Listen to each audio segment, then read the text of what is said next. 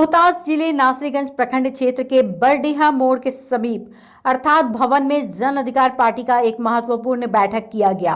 इस बैठक का नेतृत्व जाप पार्टी के जिलाध्यक्ष लाल साहब ने किया, जबकि संचालन राजपुर प्रमुख सह जाप नेत्री अनिता यादव ने की। इस बैठक में सोशल डिस्टेंस का भरपूर ख्याल रखा गया। इस दौरान दर्जनों लोगों ने जाप के राष्ट्रीय अध्यक्ष राजेश रंजन उर्फ पप्पू यादव की कार्यप्रणाली पर विश्वास जताते हुए पार्टी की सदस्यता ग्रहण की। कार्यकर्ताओं ने बारी बारी से जिलाध्यक्ष को फूल मालाओं से सम्मानित किया। रोहतास से राहुल मिश्रा की रिपोर्ट। जो इस राज्य के मुखिया हैं माननीय नीतीश कुमार जी, वो तो बिल्कुल इतना डरे हुए हैं कोरोना से कि लग रहा है कि वो रहेंगे तभी पूरा बिहार रहेगा। दूसरे के माँ बहन के बेटे को या फिर माँ बहन को उनकी चिंता ही नहीं है। बिल्कुल यहाँ की जो चिकित्सा की व्यवस्था है वो बिल्कुल जीरो है, जीरो पर आउट है। आप कहीं भी जाइए, कहीं भी आप जाइए, आपको एक सुलभ तरीका से दवा नहीं मिल पाएगा। ये तो कोरोना बहुत बड़ा महामारी है और पता नहीं कोरोना में जांच, सबसे पहले तो हम ये कहेंगे कि कोरोना के जो जांच है उसका एक ये बताया गया है कि उसका लक्षण ये रहेगा तो कोरोना होगा। पता नहीं स्वस्थ लोगों को भी कोरोना कैसे पॉजिटिव हो जा रहा है, सबसे पहले ये सवाल करने का एक विषय है। दूसरी बात है, यदि इतने लोग कोरोना से हैं तो उनकी व्यवस्था की चिंता सरकार को क्यों नहीं है? इतना दिन से कोरोना महामारी चल रहा है और मेरे अनुमंडल में अब जाकर के व्यवस्था किया गया है, अब अनुमंडल स्तर पर व्यवस्था मिल रहा है। तो ऐसी स्थिति में नीतीश कुमार जी जब अपने जान के परवाह हैं तो उनको यहाँ से इस्तीफा दे देना चाहिए। इसलिए इस्तीफा देना चाहिए कि आपको इस राज्य को मुखिया इसलिए नहीं बनाया गया है कि आप स्वयं की चिंता करें। ना आपको बाढ़ के विषय में यहाँ की जनता की चिंता है, ना कोरोना के विषय में यहाँ की जनता की चिंता है। आपको किसी भी विषय पर आप जनता की चिंता नहीं करते हैं। आप चिंता कर रहे हैं कि हम कैसे स्वस्थ रहें, इस पर आप खाली चिंता का। उनकी भतीजी का निकला 2 मिनट में वहाँ पर सब कुछ तैयार, एकदम सिस्टम तैयार हो जाता है चिकित्सा का। लेकिन देखिए भीड़ लगा रहता है हर जगह पर गरीबों का, वहाँ पर गरीबों के लिए कोई सिस्टम तैयार नहीं है। ये कौन सी तरीका है बिहार सरकार की? मैं यही कहना चाहूँगी कि बिहार के आवाम के लिए मुख्यमंत्री जी जिस प्रकार से आपको चिकित्सा के लोगों ने तुरंत दे देता है जांच, पॉजिटिव नेगेटिव जो भी हो, उसी तरह से आम जनता के लिए भी आप तैयार रहिए, तब आप सत्ता पर आसीन होने के लायक हैं। अन्यथा सत्ता छोड़िए, यहाँ की चिकित्सा का व्यवस्था जो है उसको मजबूत कीजिए। जो भी हो, हम देखिए हमारे पप्पू यादव जी बोलते हैं कि हम 3 साल में अपने बिहार को मजबूत बनाएंगे।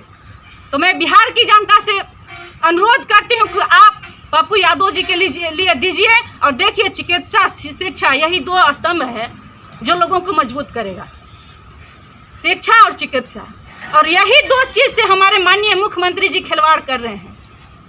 एक तरफ से देखिए शिक्षा की जो कड़ी है उसको कमज़ोर कर रहे हैं, दूसरी तरफ से चिकित्सा भी कमज़ोर है।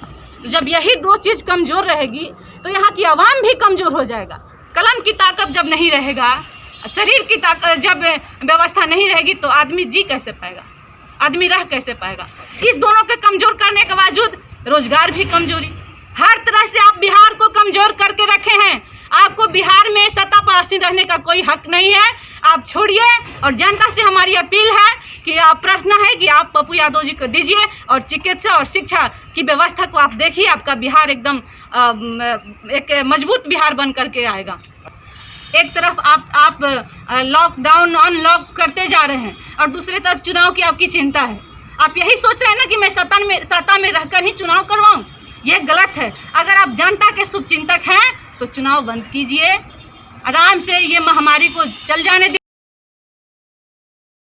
हमसे इस पार्टी को जुड़ने का यही उद्देश्य है कि हमारे लायक पप्पू यादव नेता हैं जो कि पूरा गरीबों को अपने जिधर भी जाते हैं जो गरीब को पूरा कर रहे हैं सहायता। इसीलिए हम इसको पार्टी में जुड़े हैं उनके व्यवहार और विचार पर कि अपना जान जोखिम में डालकर भी बाढ़ में उतना भारी शरीर लेकर जाकर गरीबों तक हाथ बटाने का काम करते हैं, सहयोग करने का काम करते हैं। हम इस पार्टी के तन मन धन से आज हम जन अधिकार पार्टी में शामिल हुए और हम लोग अपना पार्टी को पूरी तरह मजबूत करेंगे, मजबूत कर आगे भी बढ़िया जनधार बनाएंगे। सरकार जिस ढंग से विफलता की ओर चली जा रही है और हम लोगों ने 15 बरस लालू यादव जी को भी देखा और 15 बरस नीतीश कुमार को भी देखा है।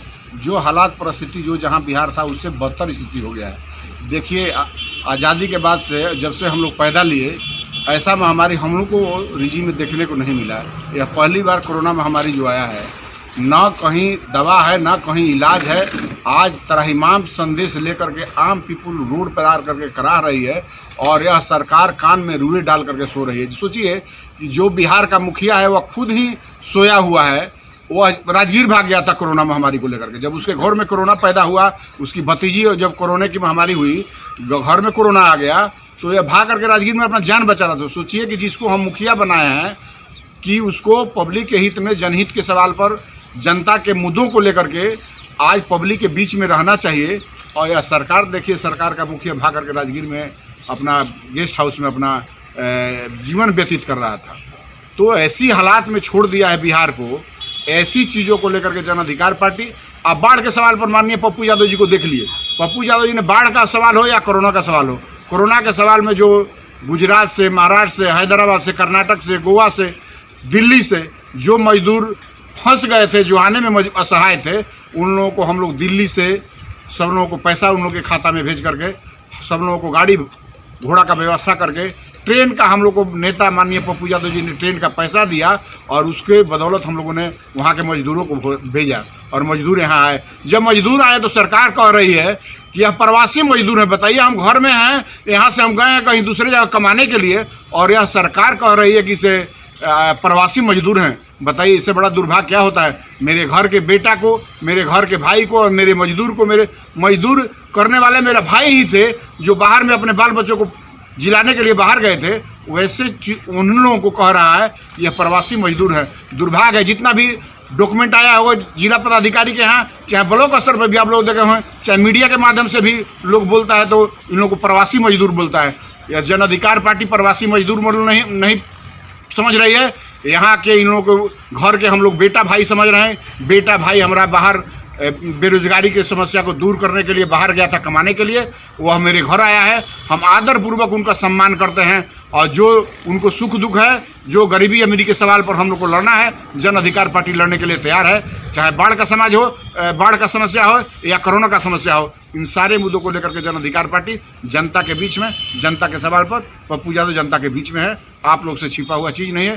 पर डे आप लोग न्यूज़, फेसबुक, व्हाट्सअप देख रहे हैं। आप लोग देखते हैं कि पप्पू यादव जी कैसे कैसे रात में जा कर के सिवान में, छपरा में, बेतिया में, गोपालगंज में, मधुबनी में, पूर्णिया में, सहरसा में, सुपौल में, खगड़िया में, इन सारे जगहों पर जितना बाढ़ का समस्या है, जो ब्लॉक प्रभावित है, उन सारे जगहों पर इन्होंने व्यतीत किया है। चूड़ा भूंजा, कहीं बिजली की, कहीं पानी की व्यवस्था, सारे चीज़ जन अधिकार पार्टी कर रही है।